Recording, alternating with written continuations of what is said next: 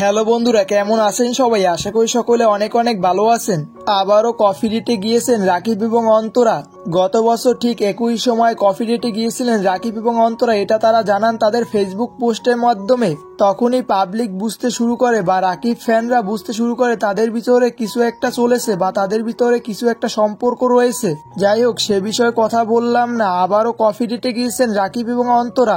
গত 4 দিন আগে রাকিব এবং অন্তরা কফি ডেটে গিয়েছিলেন এবং কফি ডেটে গিয়ে একটি ফেসবুক পোস্ট দিয়ে বলেন রাকিব হোসাইন যে 1 ইয়ার লেটার। ঠিক তার কিছুক্ষণ পর নুসরাত জাহান অন্তরা তার ফেসবুক পেজ থেকে এই ভিডিওটা পোস্ট করেন।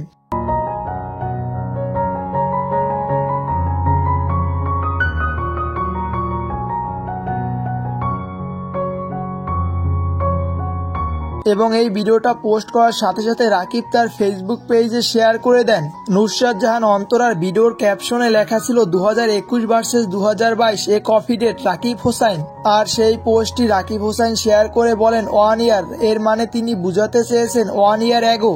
আর তাদের এই পোস্টগুলো একটি মেয়ে কমেন্ট করে বলেন যা রটে তার কিছু হলেও বটে। সেই সূচনাকে ঘিরে কত কাহিনী, তাই তো সত্যি হলো।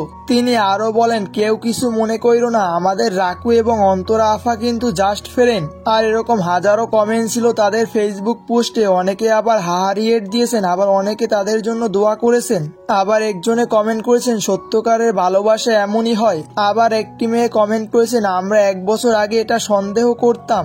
আবার অনেকেই তাদের অভিনন্দন জানিয়েছেন। যাই হোক, তারা যেভাবে আছে সুখে থাকুক, এটাই আমরা কাম্য করি। তো বন্ধুরা, আজকের এই ভিডিওটা এই পর্যন্তই ছিল। আর আপনার রাকিব হোসাইন এবং অন্তরাকে নিয়ে নিত্য নতুন আপডেট পেতে চাইলে অবশ্যই কমেন্ট করে জানিয়ে দিতে পারেন। আমি চাবো আমি তাদেরকে নিয়ে বেস্টটা দিয়ে ট্রাই করে একটা ভিডিও দেওয়ার চেষ্টা করব। আপনাদের মতামতের উপরে ডিপেন্ড করে।